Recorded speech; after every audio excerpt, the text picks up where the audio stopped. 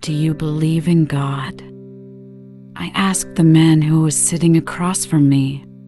Don't talk your teeth into me, you freak, you murderer, you moral freak. You have no place in our society. He replied, looking at me with such anger and hatred that if he had his way, he would have torn me apart and scattered pieces of my body everywhere. So, God exists, and so does the devil. So be it. I'll tell you everything from the very beginning, because we will never meet again. I think you deserve to know the truth. I also summed up, staring intently at the interlocutor. It all started on Friday, when, returning from work, I was annoyed to find that my apartment had been taken out. Okay, if they took away valuable things and just dumped them, no, they turned everything upside down, smashed everything that could be, and most importantly, you know what? That's right, none of the neighbors heard or saw anything. It's strange and funny, because if I dropped a fork or something like that on the floor late at night or at night, there was immediately a knock on the wall from the apartment where the old woman lived, hinting that I should keep quiet. I didn't call the cops. Instead, I slammed the door, went down the stairs, and left the entrance, headed towards a local stall in order to buy a bottle of transparent sedative. 10 minutes later, I was sitting at a miraculously intact table and drinking, wondering along the way why I was so unlucky. In general, my life was like a real hell. I didn't have much luck with work. Wherever I got a job, there were people everywhere who were just trying to shit, and in some cases the authorities themselves wouldn't let me pass, so I had to change jobs often, but without it in any way, because how to survive it was necessary. I didn't have any parents, and I didn't know them in principle, since I was an orphanage. It's the same story with friends, so I always got out of it myself. I sat like this for quite a long time until an alert was pulled out of my thoughts, and a message from an unknown user appeared on the mobile screen. I took the phone and unlocked it, then pointed at the messenger. A strange guy wrote to me, with an even stranger avatar, red fiery eyes on a black background, and the username is Devil. The message contained the following: Are you unlucky? Or even a loser? Do you want a change in your life? I can help, if you only wish for it, and I will do it. You're the only clown I need. I said out loud and threw the smartphone on the table and then poured myself another. Poured the contents of the vessel into myself in one gulp, grimaced and lit a cigarette.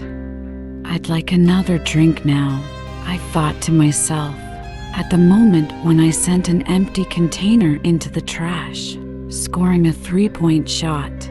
But it was already late, and my condition stopped me, and it would seem, go to bed and sleep. But then an idea came to my mind, and picking up the phone, I answered a stranger who claimed that he was ready to almost move mountains. How can you help me? The devil was online, and as soon as I clicked on the send arrow, an answer immediately came. 5 wishes. I can fulfill any of your dreams and desires, but the price is high by your human standards. How much? I asked briefly. 1 wish is 1 human life. Do you mean I have to kill for it? I asked a question that, in principle, has already been answered. Exactly, the stranger wrote. And who is it? At your discretion, it doesn't matter at all, the devil answered. And at that moment it seemed to me that the eyes from the avatar seemed to blink, but immediately chalked it all up to my drunken fantasy. What is the deadline for everything about everything, and what are the conditions? I asked. Exactly 1 day. As soon as you voice your first wish, the clock ticks. During the day you will have to kill someone, and then you can voice a second wish, and so on. The conditions are simple. I will fulfill any whim, both financially and not. But most importantly, I will never fulfill a wish to my detriment. You're such a joker. I sent the message and laughed. The answer was silence, and the devil was still online. I wandered around the room in circles for some time, but my consciousness, already clouded by alcohol, did not give me rest, and only demanded the continuation of the banquet. Okay, come on, shaitan, conjure me a bubble. I sent a message and waited for an answer with a satisfied face. I've never been a believer. I didn't believe in God or the devil, or in anyone but myself. So I was sure that all this was a prank by another fantasist or some kind of spammer. But as it turned out, it was in vain. As soon as my message reached the recipient, what I wanted suddenly appeared on the table, and I collapsed to the floor in horror along with the chair I had just sat down on. What kind of copper is that? I yelled and rubbed my eyes, hoping that I was just buggy.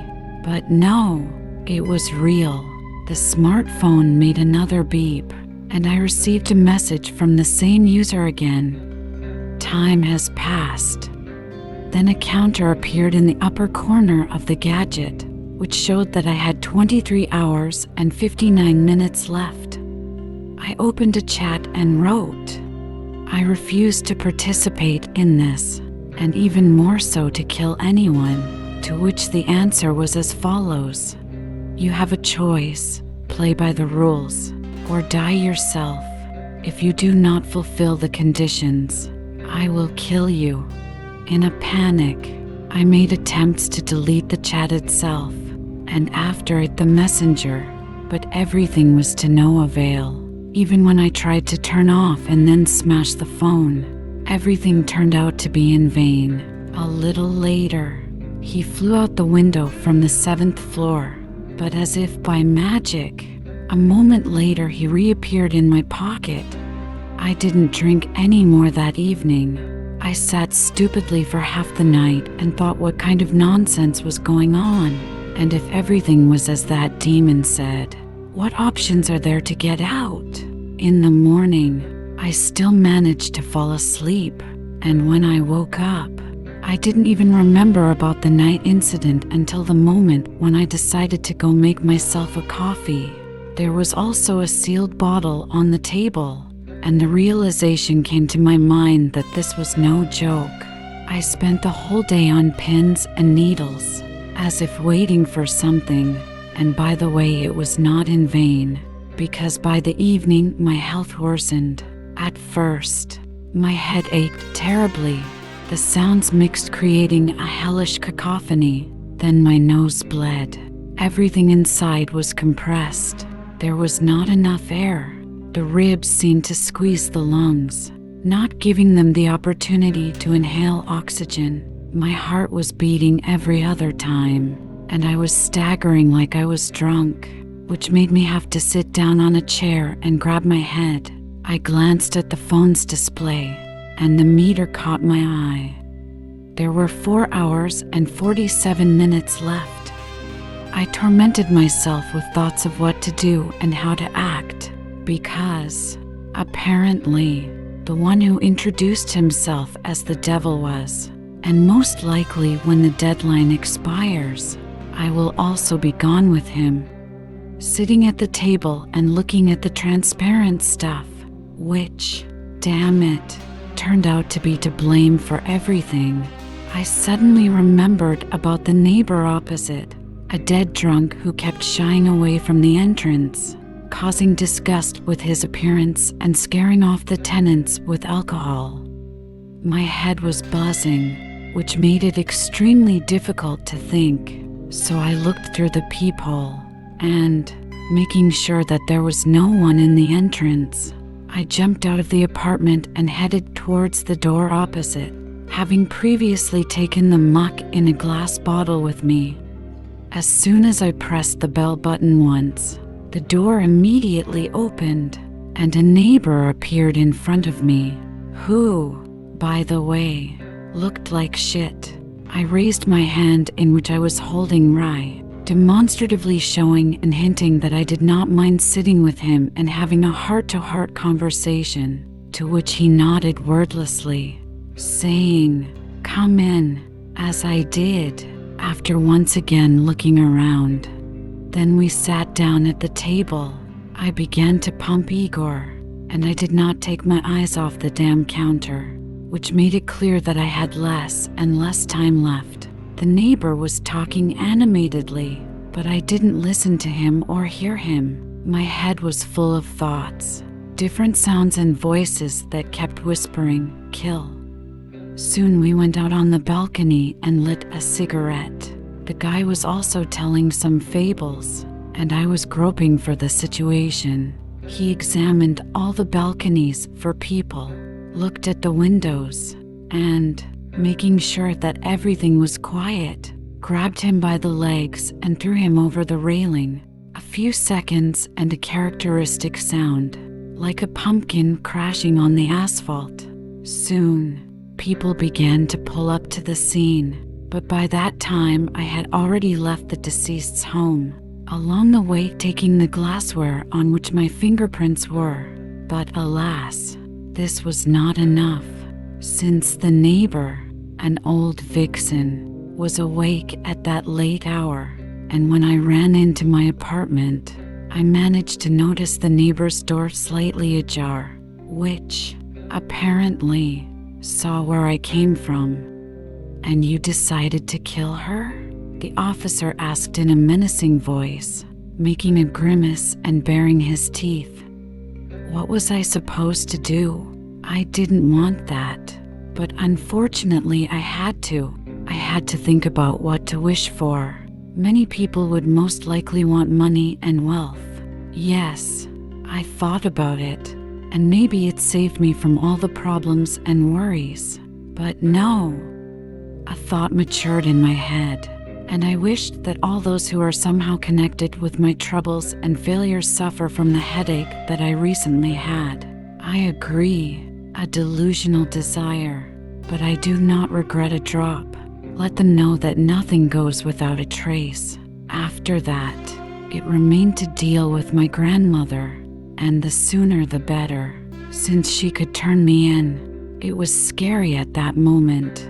I was afraid, because this was the first time I was in such a situation, and frankly, I felt lousy. I realized that I was in a deep, very deep. So deep that only a miracle would help me get out. As a result, grabbing the biggest knife from the kitchen, I went out into the hallway and started banging on the neighbor's door, while yelling at the old hag to open it, since I came to stab her. Naturally, no one opened it, but a guy from the top floor got under the distribution, who came down and was menacingly interested in what the hell I was doing. I had to kill the poor guy, because when he noticed the knife in my hands, he attacked me with his fists. Well, I stuck the blade in his stomach and spun it several times. After that, the man collapsed on the floor. I decided to get out, because it's so much fun to be behind bars. After taking the documents and the money that remained, I left the apartment before the arrival of law enforcement officers and headed to the outskirts of the city, where there was an underground hotel. There were no requirements, according to the type of documents and the like. Paid and live. I don't care who you are. I spent the night there. I spent the next day thinking about what to do and what to do. And in the evening, I came back and waited for my grandmother. Yes, I knew everything about her. The schedule of the day, what time she was going to the store, when she went out with the dogs, who sometimes did not let me sleep. I knew absolutely everything about the neighbor, but I had to think about another wish for a long time, because I spent two just like that. I threw it away, you might say, but damn it, nothing good came to mind. And what if we wish that all this never happened? that all those unfortunate people did not die, but remained alive and well? I was thinking, hiding in the bushes, waiting for the old lady. It's worth a try. I summed up and sent a message. I could fulfill this wish, but then it will turn out to my detriment. Those souls that you destroyed cannot be returned. They belong to me. This is the price for your wishes. You tricked me, forced me to kill, ruined your life. And all for what? I sent the message without taking my eyes off the driveway door. You were given a choice. You were offered help. You could improve your life, even considering that you have to commit serious crimes. And the fact that you don't know how to control your desires is only your fault. Then here's my wish. Show yourself. Demon, I wrote and jumped out of the bushes. Rage, anger overwhelmed and tore me from the inside. I was ready to kill anyone who caught my eye and destroy everything around. I can't say if it was the devil himself or his intermediary, but once you see him, you will never be able to forget. It is difficult to put into words what appeared in front of me, like a clot consisting of smoke and energy, which fascinates and frightens at the same time. Eyes, two bright balls, literally burning with fire. To be honest, I had other ideas about it. I thought it would be something like those shown in books and fairy tales. Horned, shaggy, with hooves and tail. At least that's how I imagined them. For about a minute, the demon, or whatever this chaotic pile is, was in our world. And after it disappeared with a click, as unexpectedly as it appeared. I won't say that I was very scared, rather surprised. But believe me, everything is much scarier than I could convey. There are not enough words and expressions to describe it. Remembering the purpose for which I came here, and looking at the time, I dived back into the bushes and became quiet. We didn't have to wait long, because after a few minutes we heard the familiar voice of a neighbor who, unsuspectingly, was discussing something with the dogs, as if they understood her. The moment she caught up with me, I crawled out of hiding with the words, "Well, hello, antiques," and in one motion cut her throat, simultaneously throwing small dogs that, barking frantically, tried to protect the hostess, and then left the crime scene and headed to the hotel, where I began to reflect on the following desires and choice of victims. But as it turned out, Grandma still told the cops that she saw me coming out of that very apartment. And you, detective, were on my trail. I have to pay tribute. You are a professional in your field. You quickly figured it out and found it. By the time you came here, I had time to make a fourth wish and kill one of the guests of this institution. I beat him to death with a chair. He squirmed, kicked, and bled and snot for a long time while I continued to crush his skull. And about the wish, do you know what I wished for? To become immortal. In a few hours, I managed to taste electricity, putting bare wires in my mouth, opening my veins, pouring blood all around, jumping off the third floor, breaking my neck, bones, joints. But the result is always the same. I come to consciousness every damn time. And wounds, cuts, and others, the injuries literally contract and heal, like the Wolverine in that movie. Damn bald.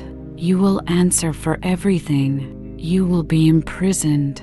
You will spend your whole life behind bars, where even the sun's rays will not allow you to see. I will take care of it, the officer said, and made an attempt to get up from the chair. However, the rope with which I tied him tightly tightened his arms, leaving no chance to free himself from the bonds. Don't be ridiculous, detective. You can't even take care of yourself. You're sitting here in front of me and threatening, even though you're the one in danger. So if I were you, I would already start remembering prayers. Although, let's be honest, they won't save you. And yes, I also sent your guys to the master. Their torn bodies are lying in the next room. By the way, I have one last wish, and as you understand, I also have a sacrifice. I'll tell you a secret. At the moment when I killed all those unfortunate people, starting with my grandmother, I even liked their sobs and death rattles like music to my ears. You know, I'll probably continue to do this, so to speak, to hone my skills, since now I have an indecent lot of time. And perhaps I will make a wish so that no one can ever figure me out. Get on my trail and catch me, because I would not like to spend eternity behind bars. Is it ideal? I opened the messenger, wrote a cherished wish, and sent a message. The devil was online.